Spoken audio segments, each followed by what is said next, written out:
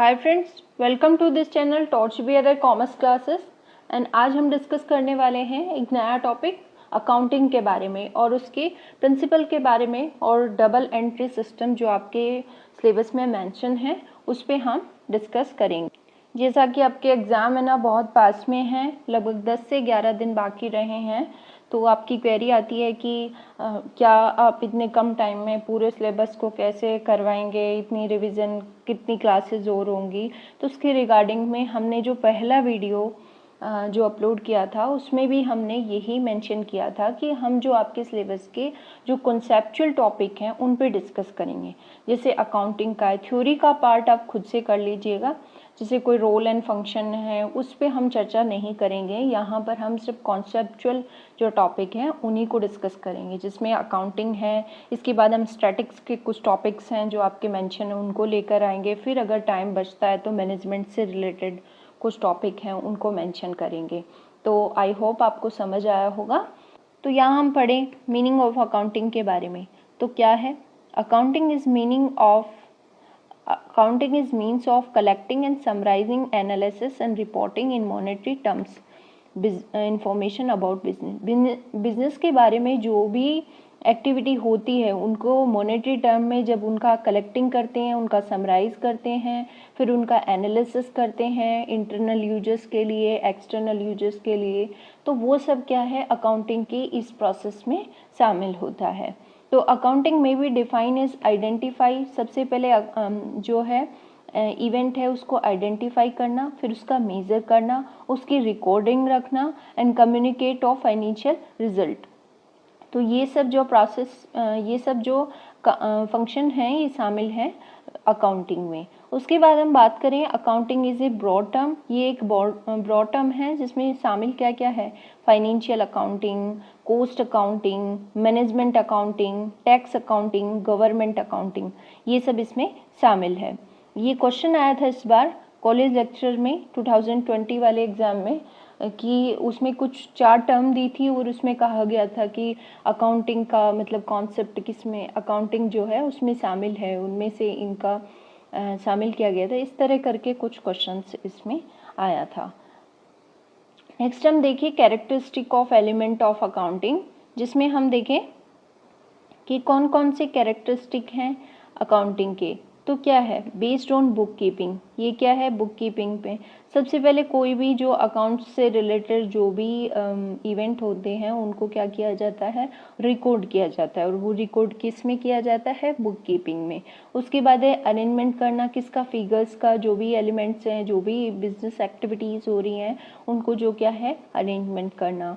और ये एक आर्ट एंड साइंस है। आर्ट एंड साइंस इसलिए कहते हैं क्योंकि एक आर्ट है, ये ऐसा नहीं है कि स्पेसिफिक नॉलेज जो स्किल है जिसमें वो अकाउंटिंग कर सकता है, इसलिए इसको एक आर्ट कहा गया है। और साइंस इसलिए कहा गया है क्योंकि जैसे साइंस में बेसिक कोई रूल्स एंड प्रिंसिपल्स होते हैं, इसी तरह अकाउंटिंग में भी कुछ बेसिक रूल्स एंड प्रिंसिपल होते हैं जिन्हें हम आगे डिस्कस करेंगे। और फिक्स्ड पीरियड की बात करिए, अब ऐसा तो नहीं है, बिजनेस क्या होता है लॉन्ग टर्म के लिए चलता रहता है, तो अब इसका साथ में कब हम इसकी रिकॉर्डिंग रखेंगे, तो हमने एक स्पेसिफिक डिसाइड कर लिया टाइम कि जो 1 ईयर है उसमें हम क्या करेंगे, उसका 1 ईयर के पीरियड में हम उसकी जो है जो भी ट्रांजेक्शन है उनको हम फाइनेंशियल स्टेटमेंट के रूप में बनाएंगे।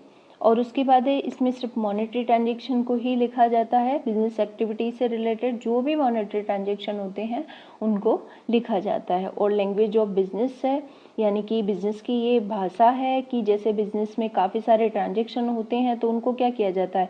लिखा जाता है 1 बाय 1। तो क्या होता है, ये एक रिकॉर्ड करने का एक तरीका है, और रिकॉर्ड करने ये फाइनेंशियल स्टेटमेंट बताते हैं कि आपके जो बिजनेस की जो है फाइनेंशियल पोजीशन कैसी है। तो फिर ये क्या है? बिजनेस की लैंग्वेज है। ओके। उसके बाद हम बात करें ऑब्जेक्टिव ऑफ अकाउंटिंग। तो ऑब्जेक्टिव ऑफ अकाउंटिंग में देखिए कंट्रोल ऑन एरर्स। तो क्या है? एरर्स नहीं होंगी, क्योंकि जब हम फाइनेंशियल स्टेटमेंट बनाते हैं तो उसमें एक्सपेंसेस कितने हुए, इनकम कितनी हुई, हमारी जो फिक्स्ड एसेट्स कितने हैं, ओनर्स कैपिटल कितने हैं, सब स्टेटमेंट में 1 बाय 1 डाटा के थ्रू हम लिख लेते हैं। तो उससे क्या होता है कि एरर्स कंट्रोल में रहती हैं। जो भी आपने रिसिप्ट के बेस पे जो है एंट्री कर ली है, उसके आधार पे क्या है हम चेक भी कर सकते हैं कि इतने की जो फिक्स्ड एसेट्स आई थी और इतना ही मेंशन किया गया है नहीं। तो फिर ये क्या है, कंट्रोल करने का एक तरीका है indirectly. Calculation of profit and loss, अब ऐसा तो नहीं है कि बिजनेस जो है किसी सेवा संस्था की तरह काम करता है, वो ऑब्वियस बात है प्रॉफिट एंड लॉस के लिए, प्रॉफिट के लिए काम करता है, और इसका कैलकुलेशन करने के लिए हम क्या है अकाउंटिंग का काम में लेते हैं। जो अकाउंटिंग प्रोसेस है उसके थ्रू हम कैलकुलेट कर सकते हैं बिजनेस की फाइनेंशियल पोजीशन कैसी है, उसका प्रॉफिट एंड लॉस की कंडीशंस क्या है। टू मेक एडजस्टमेंट, और भी एडजस्टमेंट करने होते हैं अकाउंटिंग में, जैसे कुछ आउटस्टैंडिंग है, प्रीपेड एक्सपेंसेस हैं, उनके रिगार्डिंग में भी एडजस्टमेंट किए जा सकते हैं। नॉलेज ऑफ फाइनेंशियल पोजीशन, ये सबसे पहले इंपॉर्टेंट जो इसके बेसिक ऑब्जेक्टिव है उसमें आता है कि ये फाइनेंशियल पोजीशन को बताता है और डिटरमाइन करता है कि हमारा जो टैक्सेबल इनकम कितनी होगी, ये बनाया जाता है। जब भी जैसे हम मान लीजिए कोई इंडिविजुअल होता है, उसका भी इनकम स्टेटमेंट होता है और उसके रिगार्डिंग उसको टैक्स पे करना पड़ता है। इसी तरह ये भी एक मेज़र करने का तरीका होता है जिसमें डिटरमाइन किया जाता है टैक्सेबल इनकम को। और लीगल ऑब्जेक्टिव भी ये है, ऐसा लीगल ऑब्लिगेशन लगे कि आपको फाइनेंशियल स्टेटमेंट रखने होंगे और किस फाइनेंशियल स्टेटमेंट में आपको क्या क्या मेंशन करना होगा। तो ये लीगल ऑब्जेक्ट को पूरा करने के लिए भी अकाउंटिंग क्या है, नेसेसरी है। To give information to related party, अब जो है ये जो स्टेटमेंट बना रहे हैं ये किसके लिए बना रहे हैं, कुछ यूजर्स होते हैं जो इसका इस्तेमाल करते हैं, इंटरनल हो सकते हैं, एक्सटर्नल हो सकते हैं, तो उनको क्या है ये इंफॉर्मेशन देने का काम भी करता है। और बेसिस ऑफ ऑडिटिंग, तो ऑडिटिंग किसकी होती है, फाइनेंशियल स्टेटमेंट की होती है, तो उसका क्या है बेस है ये ऑडिटिंग की, जो आपने ट्रू एंड जो पिक्चर आप दिखा रहे हैं फाइनेंशियल स्टेटमेंट की वो ट्रू एंड फेयर है कि नहीं। तो ये यहाँ पर हमने ऑब्जेक्टिव्स ऑफ अकाउंटिंग पढ़े हैं। नेक्स्ट हम बात करें advantage and limitation of accounting. तो वन बाय वन हम देखते हैं कि कौन कौन से ऐसे फ़ायदे हैं जो हमें अकाउंटिंग से मिलते हैं और कौन कौन सी उसकी लिमिटेशन है। तो सबसे पहले बात करें नॉलेज ऑफ फाइनेंशियल पोजीशन और रेक्टिफिकेशन ऑफ एरर, जो एरर है उसको रेक्टिफाई करने के लिए, एंड कंट्रोल ऑन फ्रॉड, ये पिछली साइड पे हम पढ़ चुके हैं। Helpful in assessment of tax, proper valuation of business, legal recognition, help in determine of goodwill, helpful in taking loan. अब आपकी फाइनेंशियल जो नॉलेज है वो किसके थ्रू मिलती है, फाइनेंशियल पोजीशन, जो फाइनेंशियल स्टेटमेंट है उनके थ्रू मिलती है, और उनको देखकर ही जो बैंकिंग है वो बैंक हैं जो भी है, जो लोन प्रोवाइड करने वाले इंस्टीट्यूशन है उसको देख के आपको आपकी वर्थ के अकॉर्डिंग जो है आपको लोन जो है प्रोवाइड करवाते हैं। तो ये क्या करता है, helpful in taking loan, helpful in comparative study. अब स्टडी ये भी हो सकती है कि हम इंट्रा फर्म करें, और ये भी कंपैरेटिव स्टडी हो सकती है कि इंटर फर्म करें। इंटर फर्म का मतलब है कि दो एक जैसी कंपनियों के बीच में अगर डिफरेंस देख रहे हैं हम तो फाइनेंशियल पोजीशन का, तो वो क्या हो गया, इंटर फर्म हो गया। और जब कंपनी जो कोई बिजनेस है वो अपने आप से कंपेयर कर रहा है तो वो क्या हो गया, इंट्रा फर्म हो गया। Okay. Helpful in partnership, partnership को बनाए रखने के लिए भी ये हेल्पफुल है, ऑर्गेनाइजेशन को बनाए रखने के लिए, और भी आपका बिजनेस अच्छा है तो और भी लोग उसमें कंट्रीब्यूट करेंगे, तो इस तरह ये इसके एडवांटेज है।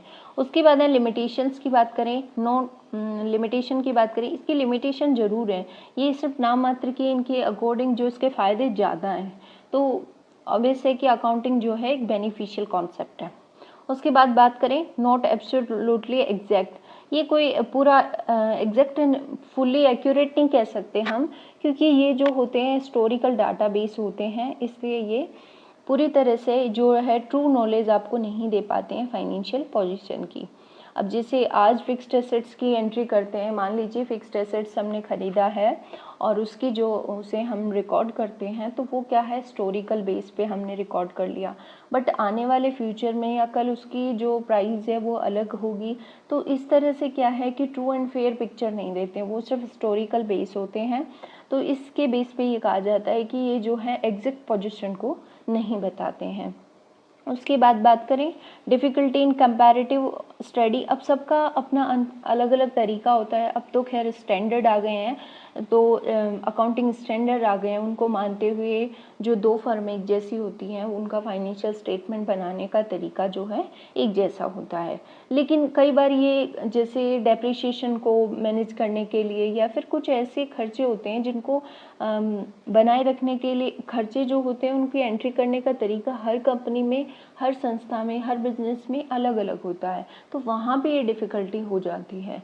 And only monetary form of events, जो मॉनेटरी इवेंट्स होते हैं उन्हीं की रिकॉर्ड रखा जाता है। जो non monetary management skill, management efficiency, उसको यहाँ पे मेंशन नहीं किया जाता, सिर्फ और सिर्फ ये क्या करता है, मॉनेटरी टर्म में ही रिकॉर्ड करता है। नेक्स्ट हम बात करें, ये देखिए एक स्ट्रक्चर है बुक कीपिंग का और अकाउंटिंग का, आप इसे समझने की कोशिश कीजिएगा। ये हिंदी में भी लिखा है हमें, क्योंकि हिंदी के जो स्टूडेंट्स हैं उनके लिए हेल्पफुल रहेगा इसलिए। तो ये देखो structure of book keeping. Okay, सबसे पहले क्या होता है, ट्रांजैक्शन होता है, और जो ट्रांजैक्शन होते हैं उनको रिकॉर्ड किया जाता है। एक मेमोरेंडम बुक जिसको बोलते हैं, इसको रफ बुक भी बोलते हैं।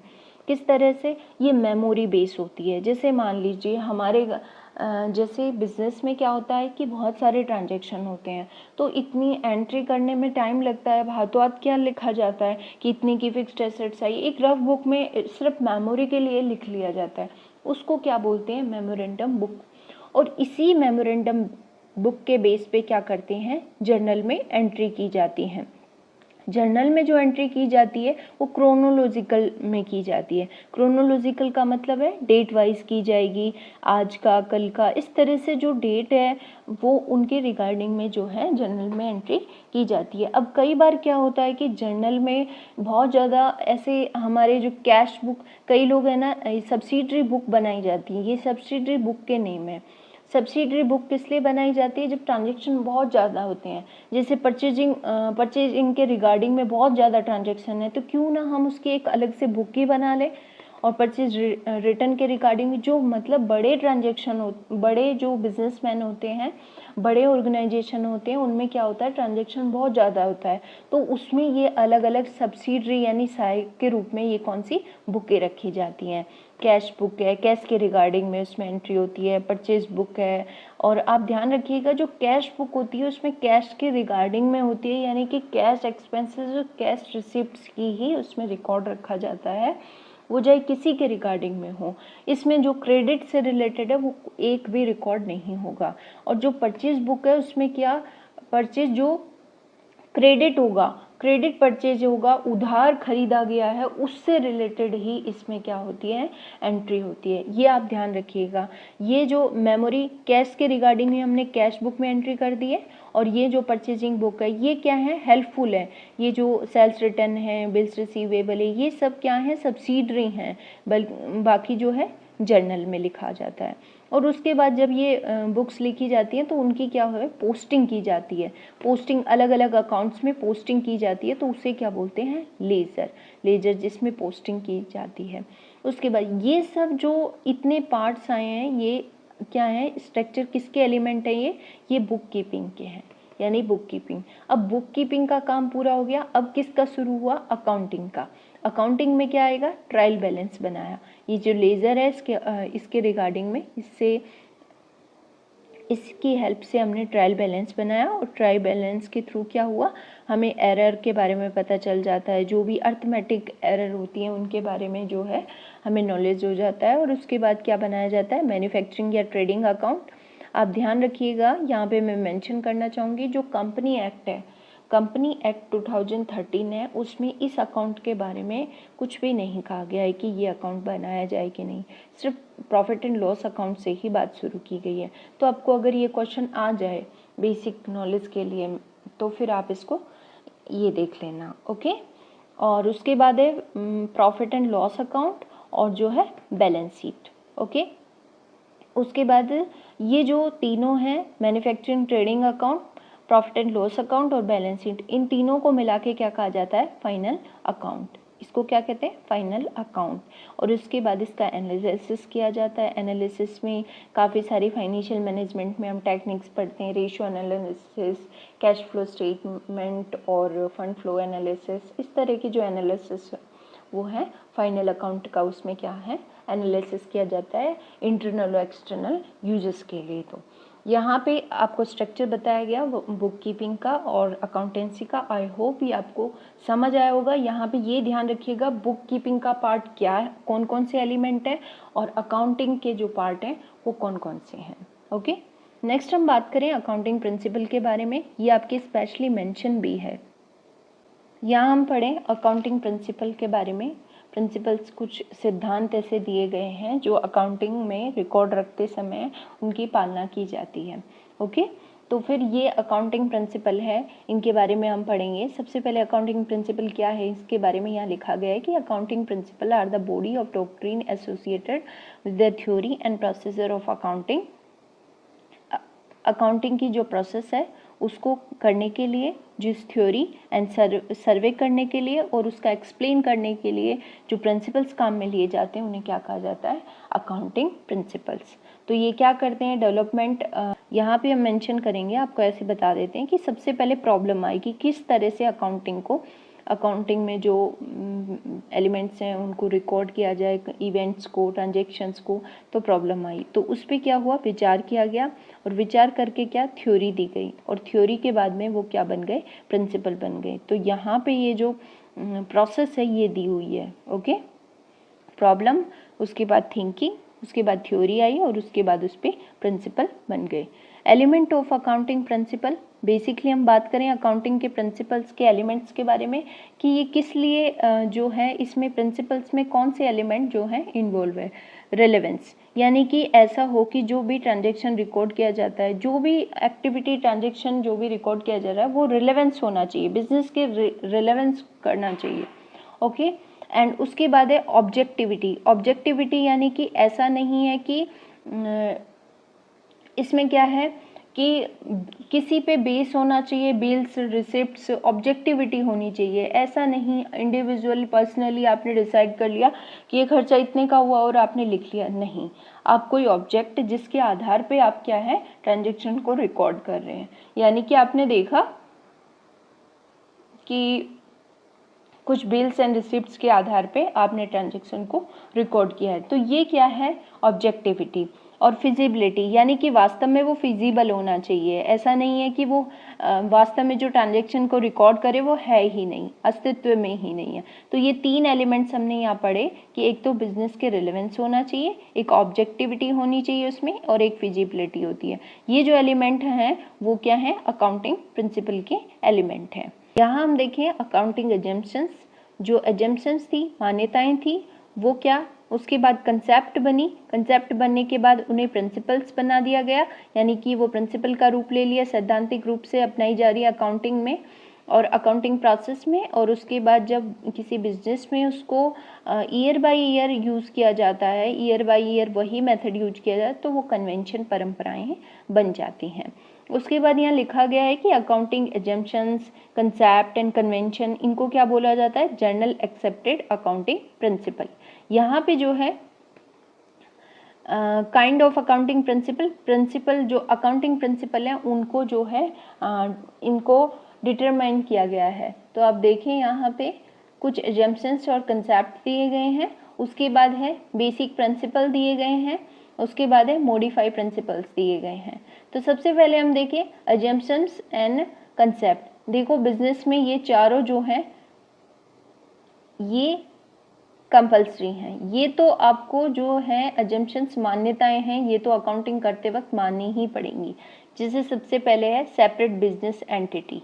ओके, यानी कि बिजनेस अलग है, ऑनर अलग है ना, बिजनेस जो है अपनी अलग पहचान है, उसकी अलग एंटिटी है। उसके बाद है गोइंग कंसर्न, यानी कि जो बिजनेस है वो बहुत ही लंबे टाइम तक चलता रहेगा। अब की बार कॉलेज लेक्चर 2020 में ये क्वेश्चन आया था कि गोइंग कंसर्न में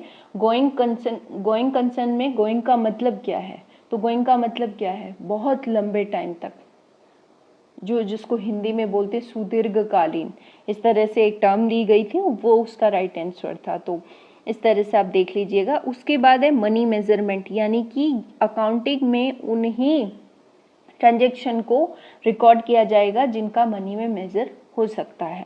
और अकाउंटिंग पीरियड, अब ऐसा तो है नहीं, बिजनेस तो किस पे काम करता है, गोइंग कंसर्न पे, तो फिर हम उसका फाइनेंशियल पोजीशन का कैसे पता लगाएं, तो उसे हम छोटे छोटे पार्ट्स में डिवाइड कर दे। तो पार्ट्स कौन सा, अकाउंटिंग पीरियड, यानी कि 1 अप्रैल से लेके 31 मार्च तक की अकाउंटिंग पीरियड छोटे पार्ट में डिवाइड करके हम जो संस्था की जो फाइनेंशियल पोजीशन है उसका पता लगा सकते हैं। इस तरह ये बेसिक अजम्पशंस हैं, आप इनको ध्यान रखिएगा। उसके बाद है प्रिंसिपल की बात करें, प्रिंसिपल ऑफ रेवेन्यू रियलाइजेशन है, प्रिंसिपल ऑफ एक्सपेंसेस है, principle of matching revenue and expenses है, फुली डिस्क्लोजर है, वेरीफाइड ऑब्जेक्टिविटी है, हिस्टोरिकल कॉस्ट प्रिंसिपल है, एंड ड्यूल एस्पेक्ट है। इन्हें हम आगे डिस्कस करेंगे 1 बाय 1। एंड कुछ मॉडिफाइड प्रिंसिपल्स हैं जैसे कंसिस्टेंसी है, कंजर्वेटिज्म है, मटेरियलिटी है, डिस्क्लोजर है, सब्सटेंस ओवर फॉर्म है, ये सब। नेक्स्ट हम बात करें, यहाँ पे डिस्क्राइब किया गया है जो अकाउंटिंग प्रिंसिपल हैं उनको 1 बाय 1। तो सबसे पहले बात करें सेपरेट बिजनेस एंटिटी। तो सेपरेट बिजनेस क्या है, ऑन एंटिटी है, उसकी मेंबर से अलग, ठीक है, बिजनेस की अपनी एंटिटी है, मेंबर से अलग। तो फिर इसके एग्जाम्पल क्या हो सकते हैं, जैसे कॉन्ट्रैक्ट किया जाता है, कॉन्ट्रैक्ट है बिजनेस और ओनर के बीच में, ये कॉन्ट्रैक्ट हो गया। उसके बाद बिजनेस कंपनी भी चाहे तो मेंबर पे शूट फाइल कर सकती है और मेंबर चाहे तो कंपनी पे कर सकते हैं। तो ये यहाँ पे किसका एग्जाम्पल होगा, कौन सा प्रिंसिपल जो है यहाँ पे लागू हो रहा है, सेपरेट बिजनेस एंटिटी। नेक्स्ट हम बात करें गोइंग कंसर्न। तो गोइंग कंसर्न में क्या है, एजम ए बिजनेस जो है continue to trade for the foreseeable future. तो फिर ये क्या है, लंबे टाइम तक जो है बिजनेस क्या है, चलता रहेगा। उसके बाद हम इसके एग्जाम्पल देखें तो लंबे टाइम तक चलने का क्या मतलब है, मतलब ये है कि हम उस पर जो है प्री पेमेंट की एंट्री भी करते हैं, जो डेप्रीशिएशन है उसे भी मेंशन किया जा सकता है, फ्यूचर में जो लॉसेस होंगे उनके लिए प्रोविज़न किए जाते हैं, एक्सपेंसेस ऑफ प्रॉपर मैचिंग, जो एक्सपेंसेस और रेवेन्यू का जो है मैच किया जाता है कि जो एक्सपेंसेस हो रहे हैं वो कल के रिगार्डिंग में हो रहे हैं, तो कल के रिगार्डिंग में हो रहे हैं, कुछ प्रीपेड एक्सपेंसेस हो रहे हैं तो उनकी एंट्री क्या है, उनको रिकॉर्ड आज ही कर लिया जाता है। तो ये क्या है कि फ्यूचर जो बिजनेस है वो एक कंटिन्यूटी से चलता रहेगा, उसके रिगार्डिंग में ये जो एग्जाम्पल यहाँ पे मेंशन किए गए हैं इस प्रिंसिपल पे ये बेस्ड है। तो यहाँ पे हम डिस्कस करें मनी मेजरमेंट, यानी कि उन्हीं ट्रांजेक्शन को रिकॉर्ड किया जाएगा, उन्हीं को एक्सप्रेस किया जाएगा जो मॉनेटरी टर्म्स में है। तो इसके एग्जांपल में हम देखें, जो एम्प्लॉय सेटिस्फैक्शन है, इफ़िशियंसी है, टेक्नोलॉजी चेंजेस है, ये क्या है, नॉन मॉनेटरी हैं। तो ये क्या है, उसमें एक्सप्रेस नहीं की जाएंगी, उसमें मेंशन नहीं की जाएंगी, इनका रिकॉर्ड नहीं रखा जाएगा। और अकाउंटिंग पीरियड के बारे में हम बात करें कि जैसे कि बिजनेस जो है कंटिन्यूटी रूप में चलता रहेगा, तो फिर उसकी फाइनेंशियल परफॉर्मेंस को कैसे चेक किया जाएगा, एक पर्टिकुलर टाइम पीरियड से। और ये पर्टिकुलर टाइम पीरियड जो है फाइनेंशियल स्टेटमेंट में मेनली क्या होता है, 1 अप्रैल से लेके 31 मार्च तक। नेक्स्ट प्रिंसिपल के बारे में हम डिस्कस करें तो प्रिंसिपल ऑफ रेवेन्यू रियलाइजेशन, यानी कि जो रेवेन्यू है वो कब रियलाइज हो रहा है, इसकी एंट्री कब की जाए, कब उसको ट्रांजेक्शन समझा जाए। तो इस तरह के जो भी रिकॉग्निशन है कि रेवेन्यू की पहचान कब की जाए। अब मान लीजिए कि कोई स्टॉक माल खरीदा हमने, अब माल खरीदा नहीं है, माल आया नहीं है, सिर्फ कॉन्ट्रैक्ट हुआ है, तो कब लिखा जाए कि ये जो है वसूली हो गई है। तो इस तरह की जो इसमें पॉइंट दिए गए हैं कि रेवेन्यू रियलाइजेशन कब रेवेन्यू वसूली हुआ माना जाएगा। ऐसा नहीं है कि सिर्फ कैश का ट्रांजैक्शन हुआ तभी हम उसको रिकॉर्ड करें। तो इसी के रिगार्डिंग में ये दिया गया है, स्टॉक वैल्यूएशन, स्टॉक का वैल्यूएशन किस प्राइस पे करें, जो स्टॉक की जो कॉस्ट है और रियलाइजेशन वैल्यू है दोनों में से जो कम हो उस पर रिकॉर्ड करना चाहिए। And fixed assets must be depreciated. तो ये सब एग्जाम्पल इसमें दिए गए हैं। नेक्स्ट हम बात करें, नेक्स्ट जो कुछ प्रिंसिपल्स हैं उनके बारे में डिस्कस करते हैं। तो प्रिंसिपल ऑफ कंसिस्टेंसी। तो कंसिस्टेंसी क्या है, consistency use of the same accounting method. हम ईयर बाय ईयर जो है सेम ही मेथड को यूज़ कर रहे हैं। ये क्या हेल्प करेगा हमारे कंपेयर करने में, financial statement intra firm compare हो या इंटर फर्म कंपेयर हो, उसमें क्या है ये प्रिंसिपल जो है हेल्प करेगा। अब जैसे इसमें एग्जांपल दिया गया है डेप्रिशिएशन मेथड की, हम जो हैं हमेशा जो है एक ही मेथड से क्या है डेप्रिसिएशन कैलकुलेट करते हैं अपने बिजनेस में। तो इसमें क्या होगा कि एक ईयर के जैसे मान लीजिए 2021 का कंपेयर हम अगर 20 से करना चाहें तो आसानी से कर सकते हैं क्योंकि मेथड और एलिमेंट्स हमने सेम रखे थे। तो उसके बाद है कंजर्वेटिज्म, ये काफ़ी फेमस है और काफ़ी क्वेश्चंस इससे आते हैं। हिंदी में इसको रूढ़िवादी सिद्धांत के नाम से जाना जाता है। इसमें क्या होता है कि हम जो लॉसेस हैं उनका क्या करें, अभी से मान के चलें कि ये लॉस फ्यूचर में हो सकता है तो उसके लिए प्रावधान अभी से कर लें, उसके लिए प्रोविज़न बना लें। जैसे मान लीजिए कुछ प्रोविज़न फॉर डाउटफुल डेट्स, कुछ जो हैं डेटर्स हैं वो हमारे डूबने वाले हैं, संदिग्ध हैं, वो नहीं मिलने वाले, डाउटफुल हैं, तो उनका क्या है अभी से हम क्या करें प्रोविज़न बना लें। इसी तरह हम डेप्रिसिएशन को फिक्स्ड एसेट्स पे चार्ज करते हैं ताकि हम क्या करें फिक्स्ड एसेट्स को इन फ्यूचर रिप्लेस कर सकें, इसलिए। तो फिर ये क्या है साइड ऑफ सेफ्टी के रिगार्डिंग में इसको शामिल किया गया है। तो उसके बाद हम बात करें मैचिंग रेवेन्यू एंड एक्सपेंसेस। ये एक्रूअल बेस अकाउंटिंग है, यानी रेवेन्यू और एक्सपेंसेस जो होते हैं उनके रिगार्डिंग में उनको मैच करने का, उनका रिकॉग्नाइज करने के लिए किसमें रिकॉग्नाइज इन ए अकाउंटिंग पीरियड, एक अकाउंटिंग पीरियड में रेवेन्यू और एक्सपेंसेस का क्या है मिलान किया जाता है कि कितने हमारी रेवेन्यू हुई और उसमें से कितने खर्चे हुए हैं उसके रिगार्डिंग में, जैसे एम्प्लॉय सैलरी एंड वेजेस है इसके रिगार्डिंग में। नेक्स्ट हम बात करें फुल डिस्क्लोजर, यानी कि जो भी अकाउंटिंग में इवेंट होते हैं, ट्रांजेक्शन होते हैं, उन सब को रिकॉर्ड रखा जाए, ये कहता है। तो सबका record, company should disclose all relevant information in its financial statement. Company जो है अपने फाइनेंशियल स्टेटमेंट में ऑल इंफॉर्मेशन को क्या करे डिस्क्लोज करे। तो अब इसमें फाइनेंशियल स्टेटमेंट के साथ साथ क्या बनाए जाते हैं, नोट्स ऑफ अकाउंट उनके रिगार्डिंग में बनाए जाते हैं, कुछ फुट नोट के रूप में लिखे जाते हैं। तो इसके रिगार्डिंग में ये प्रिंसिपल्स है, यहाँ पे ये प्रिंसिपल फॉलो होता है। उसके बाद है ऑब्जेक्टिविटी। ऑब्जेक्टिविटी क्या है कि सब्जेक्टिविटी को खत्म करने के लिए ऑब्जेक्टिविटी प्रिंसिपल है, यानी ऐसा नहीं हो कोई रिकॉर्ड कर रहा है अकाउंटेंट, उसके अकॉर्डिंग ये हो गया, उसने ये सोचा कि इतना खर्चा हुआ है रिकॉर्ड कर लेते हैं, नहीं, उसको वेरीफाई कीजिए, रिकॉर्ड कीजिए, किसके बेस पे, ऑब्जेक्टिव कोई एविडेंस है उसके बेस पे, जैसे कोई रिसिप्ट हो सकती है, बिल हो सकता है, ये सब। तो ये किस लिए है, ये प्रिंसिपल है वेरीफाइबिलिटी के लिए, फेथफुल के लिए, विश्वास करने के लिए कि वास्तव में इतना खर्चा हुआ था और इतना ही रिकॉर्ड किया गया है, और प्रॉपर रिप्रेजेंटेशन के लिए ये जो प्रिंसिपल है काम करता है। उसके बाद बात करें हिस्टोरिकल कॉस्ट प्रिंसिपल। ये जो है हिस्टोरिकल कॉस्ट, क्योंकि जो एसेट्स है उसको किस पे शो किया जाए, उसको शो किया जाए कॉस्ट ऑफ परचेज पे, जितने में वो खरीदी गई है। अगर रियलाइजेशन वैल्यू पे अगर हम उसे रिकॉर्ड करने लगे तो हर साल फाइनेंशियल स्टेटमेंट में जो एसेट्स होगी उसकी वैल्यू बहुत अलग होगी। इसके जो ट्रीटमेंट के लिए आप डेप्रिसिएशन चार्ज करते हैं वो उसमें इंक्लूड होता है। और उसके बाद यहाँ पे एग्जांपल दिया गया है हिस्टोरिकल कॉस्ट प्रिंसिपल का, तो उसमें लिखा गया है कि फिक्स्ड एसेट्स जो होती है वो रिकॉर्ड की जाती है किस पे, डेट ऑफ एक्वाइजेशन, जिस दिन उसको एक्वायर किया गया उस दिन उसकी कॉस्ट क्या थी, वो प्राइस उस पर लिखा जाता है, उस प्राइस से जो है ट्रांजैक्शन की एंट्री होती है। अब जो इंक्लूड किया गया है, अब ट्रांजैक्शन जो एक्वाइजेशन कॉस्ट आती है उसमें काफ़ी सारे उसको एस्टेब्लिश करने के चार्ज हैं, फ्रेट चार्जेज हैं, इंश्योरेंस है, उन सबको भी शामिल किया जाता है। यहाँ पे एग्जाम्पल इसलिए मेंशन किए गए हैं क्योंकि आपको एग्जाम्पल देके पूछता है कि ये कौन से प्रिंसिपल पे बेस्ड है, तो इसलिए प्रिंसिपल दिए गए हैं, डिस्क्राइब किया गया है और उसके एग्जाम्पल दिए गए हैं, तो आप यहाँ पे ये समझ गए होंगे। उसके बाद है ड्यूल एस्पेक्ट। ड्यूल एस्पेक्ट क्या कहता है कि जो एवरी ट्रांजेक्शन होता है उसका इफेक्ट क्या पड़ता है, ड्यूल इफेक्ट पड़ता है, दोनों साइड इफेक्ट पड़ता है, क्रेडिट और डेबिट साइड, जो हम डबल एंट्री सिस्टम में भी अलग से पढ़ेंगे।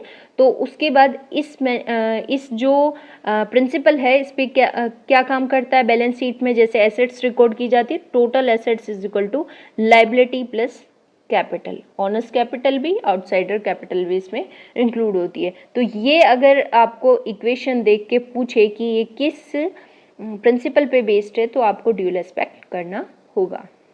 यहाँ पे हम बात करें डबल एंट्री सिस्टम के बारे में, जो कि आपके सिलेबस में स्पेशली मेंशन भी है। इंट्रोड्यूस हुआ था ये 1494 में, यानी कि 15th सेंचुरी पे, और लुकास पेशियोली ने इन्होंने किया था।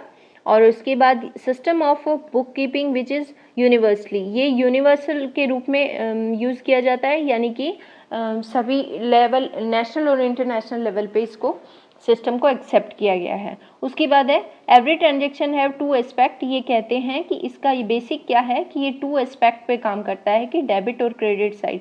जो एवरी ट्रांजेक्शन है वो किस पे बेस होता है, टू एस्पेक्ट पे बेस होता है, डेबिट और क्रेडिट। जो डेबिट वर्ड है वो डेबिटम से बना है जो कि एक लैटिन वर्ड है, और क्रेडिट जो है क्रेडिट वर्ड से बना है जो कि एक लैटिन वर्ड है। ये बेसिकली फैक्ट क्वेश्चन आपके आते हैं तो उनके रिगार्डिंग में इन्हें मेंशन किया गया है। उसके बाद हम कैरेक्टरिस्टिक्स की बात करें तो इक्विटेबल सिस्टम, ये सिस्टम क्या है, यूनिवर्सली है, इसलिए क्या है, इक्विटेबल सिस्टम है। रिकॉर्ड करता है पर्सनल और इम्पर्सनल एस्पेक्ट को, पर्सनली भी और इम्पर्सनल एस्पेक्ट भी। इसमें फिक्स्ड एसेट्स और पर्सनल अकाउंट से रिलेटेड भी जो ट्रांजेक्शन है उनको इन्वॉल्व किया गया है। उसके बाद recording according to set rules, कुछ रूल्स दिए गए हैं उनको रिगार्डिंग में ही ये क्या है, सिस्टम है, उसके सिस्टम के रिगार्डिंग में कुछ रूल्स दिए गए हैं। और ये हेल्प करता है किसमें, अर्थमेटिक, जो अर्थमेटिकल एरर होते हैं उनको फाइंड करने में ये हेल्प करता है। तो आई होप ये आपको समझ आया होगा।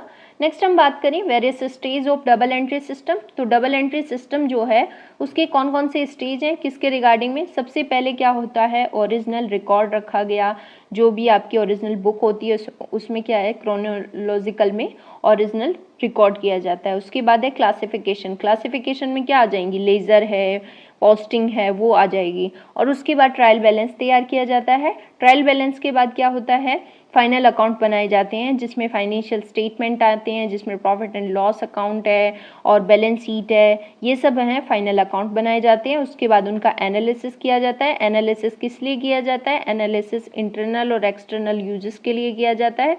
एनालिसिस किया और अब एनालिसिस कर लिया तो उसका इंटरप्रिटेशन क्या है वो किया जाता है, तो इंटरप्रिटेशन किया जाता है। तो ये सब क्या है, स्टेजेज हैं डबल एंट्री सिस्टम के, कि ओरिजिनल रिकॉर्ड रखा गया, क्लासिफिकेशन किया गया, ट्रायल बैलेंस, तो ये सब आप ध्यान से देख लीजिएगा। यहाँ पे कुछ टाइप ऑफ अकाउंट्स दिए गए हैं तो उनके बारे में हम देखेंगे। तो इनको 3 पार्ट में डिवाइड किया गया है। कुछ पर्सनल अकाउंट्स हैं, कुछ नॉमिनल्स अकाउंट है और कुछ जो हैं रियल अकाउंट है। अब रियल अकाउंट कौन से हैं, रियल अकाउंट में भी 2 टाइप में बांटा गया है। एक टेंजिबल होती हैं, कुछ इनटेंजिबल होती हैं। जो टेंजिबल कौन से एसेट्स होती हैं, जिनका फिजिकल एग्जिस्टेंस होता है, जैसे मोटर कार है, मशीनरी है। और इनटेंजिबल में कौन से एसेट्स आ जाएंगी, जिनका फिजिकल एग्जिस्टेंस नहीं रहता है, जैसे गुडविल है, पेटेंट्स है, ट्रेडमार्क है, ये सब है। तो ये सब किस में आ गई, इंटेंजिबल। तो ये क्या है, रियल अकाउंट में आएंगी। ओके। और उसके बाद है नॉमिनल अकाउंट। नॉमिनल अकाउंट में क्या आएंगे, जो भी एक्सपेंसेस एंड इनकम है, प्रॉफिट एंड लॉस है, उनके रिगार्डिंग में जो भी है ट्रांजेक्शन, वो किस में आते हैं, नॉमिनल अकाउंट में आती हैं। और पर्सनल अकाउंट में इसको 3 पार्ट में डिवाइड किया गया है। सबसे पहले natural person account, artificial person account और रिप्रेजेंटेटिव पर्सन्स अकाउंट।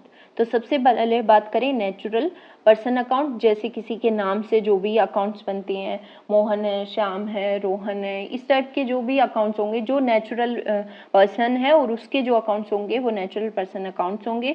कुछ आर्टिफिशियल पर्सन्स होते हैं। आर्टिफिशियल पर्सन कैसे, बैंक है, कंपनी है, कॉलेज है, यूनिवर्सिटीज़ हैं, ये क्या है, आर्टिफिशियल पर्सन है। इनके नाम से जो अकाउंट बनेंगे वो पर्सनल अकाउंट के आर्टिफिशियल पर्सन पार्ट में आ जाएंगे। और रिप्रेजेंटेटिव पर्सन्स कौन से होंगे, आउटस्टैंडिंग, प्रीपेड, ये रिप्रेजेंट कर रहे हैं, किसको कर रहे हैं, या तो नेचुरल पर्सन्स को कर सकते हैं या किसे कर सकते हैं, इनको कर सकते हैं, नॉमिनल अकाउंट्स वगैरह को। कुछ जैसे आउटस्टैंडिंग वेजेस अकाउंट, इस तरह से रिप्रेजेंट कर रहे हैं किसको, किसी पर्सन्स के रिगार्डिंग में, तो इनको क्या शामिल किया गया है, रिप्रेजेंटेटिव पर्सन्स अकाउंट में। उसके बाद हम बात करें प्रिंसिपल्स। प्रिंसिपल्स क्या हैं, इसके रूल जो हैं, डबल एंट्री के जो रूल हैं वो यहाँ पर दिए गए हैं। डबल एंट्री सिस्टम के जो रूल हैं उनके बारे में हम डिस्कस करें। सबसे पहले पर्सनल अकाउंट के लिए क्या रूल होंगे, रियल अकाउंट के लिए क्या रूल होंगे और नॉमिनल अकाउंट के लिए क्या रूल होंगे। नॉमिनल अकाउंट्स जो हैं हमारे एक्सपेंसेस और इनकम के रिगार्डिंग में, तो उसमें क्या होगा कि सब जो हैं ऑल एक्सपेंसेस और लॉसेस हैं उनको क्या किया जाएगा, डेबिट किया जाएगा। और जो क्रेडिट किसे किया जाएगा, इनकम और गेन्स को किया जाएगा। इन्हीं के बेस पे जर्नल एंट्री जो है रिकॉर्ड की जाती है। और रियल अकाउंट के बेस पे क्या होगा, रियल अकाउंट से बात करें तो डेबिट व्हाट कम्स इन, जो एसेट्स आई उसको क्या करेंगे, डेबिट करेंगे, और जो एसेट्स गई उसे क्या करेंगे, गोज आउट, उसे क्या करेंगे, रियल अकाउंट के क्रेडिट में करेंगे। यानी कि यहाँ पे हम पढ़े कि जो भी एसेट्स आएगी उसे डेबिट किया जाएगा और जो एसेट्स जाएगी उसे क्या किया जाएगा, क्रेडिट किया जाएगा। और यहाँ पे पर्सनल अकाउंट्स की बात करें, डेबिट द रिसीवर, पाने वाले को क्या करेंगे, डेबिट करेंगे, और क्रेडिट द गिवर को क्या करेंगे, क्रेडिट करेंगे।